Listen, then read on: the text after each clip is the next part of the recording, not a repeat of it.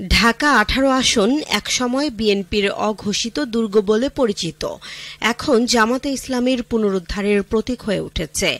একসময়ের প্রভাবশালী এই আসনটি এবার যেন নতুন করে এক রাজনৈতিক যুদ্ধক্ষেত্রে তৈরি হয়েছে, যেখানে মুখোমুখি হচ্ছেন দুই ভিন্ন জগতের দুই প্রতিদ্বন্দ্বী। একজন জামাতের তরুণ আইকন সিকবাতুল্লাহ সিকবা, আরেকজন বিএনপির বিতর্কিত প্রার্থী মীর স্নিগ্ধ। ঢাকা ১৮ আসন নিয়ে এখন রাজনীতির অন্দরমহল থেকে শুরু করে সাধারণ মানুষের আলোচনার কেন্দ্রবিন্দু। একটাই প্রশ্ন, বিএনপির ভুল রাজনীতির কারণে নিজের হাতের ভোট বাক্স কি হারাতে চলেছে? বিএনপি যখন সারা দেশে দলীয় প্রার্থী ঘোষণা করল, তখন ঢাকার ১২টি আসন চূড়ান্ত করলেও ৮টি আসন রেখে দেয় জোট শরিকদের ভাগের জন্য। এই অজুহাতের আড়ালে নাকি দলটি কৌশলগতভাবে কিছু আসন ফাঁকা রেখেছে। কিন্তু রাজনৈতিক বিশ্লেষকরা বলছেন, এটা আসলেই আত্মঘাতী সিদ্ধান্ত। বিশেষ করে ঢাকা ১৮ আসনের এই ফাঁদটি হয়ে উঠতে পারে জামাতে ইসলামীর জন্য সবচেয়ে বড় সুযোগ। এই আসনে বিএনপির মনোনয়ন পেতে যাচ্ছেন জুলাই আন্দোলনের শহীদ মীর মুগ্ধের ভাই মীর স্নিগ্ধ। সমস্যা এখানেই, সাধারণ মানুষের মধ্যে তিনি এখন জুলাই ব্যবসায়ী হিসেবে বেশ পরিচিত। আবার কেউ কেউ আরও খোলাখুলিভাবে বলছেন ভাই ব্যবসায়ী।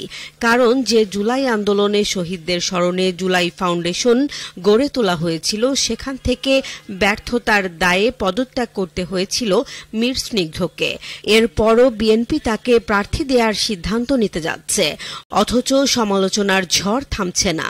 একদিকে ভাইয়ের মৃত্যুর মাস না পেরোতেই ইতালিতে ঘুরতে গিয়ে তার ছবি ভাইরাল, অন্যদিকে স্কাউটসের শীর্ষ পদ দখল করে নিজের প্রভাব খাটানোর অভিযোগ।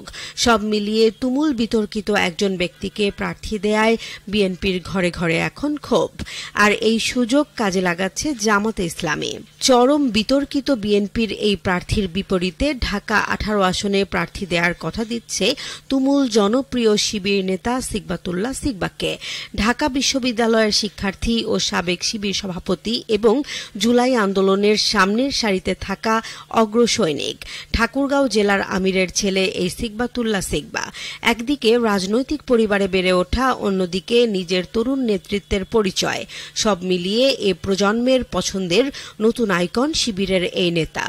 জামাতের অন্দরমহলে শোনা যাচ্ছে, যদি সংবাদ সম্মেলন করে সিকবাতুল্লাহর নাম ঘোষণা করা হয়, তবে কয়েক ঘণ্টার মধ্যে সামাজিক যোগাযোগ মাধ্যমে তার নাম ছড়িয়ে পড়বে আগুনের মতো।